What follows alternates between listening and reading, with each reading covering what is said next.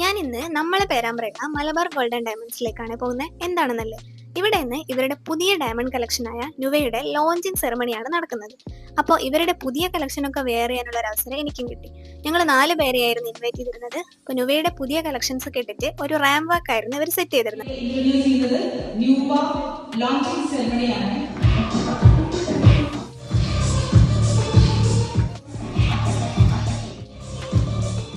നുവ എന്നതുകൊണ്ട് ഇവർ ഉദ്ദേശിക്കുന്നത് പ്രകൃതിയുടെ തനിമയും ആധുനിക ഡിസൈനുകളുടെ മികവും ഒത്തിണങ്ങിയ നേച്ചേഴ്സ് ഫൈനസ്റ്റ് ക്രിയേഷൻസ് എന്ന ആശയത്തിലേക്കാണ്.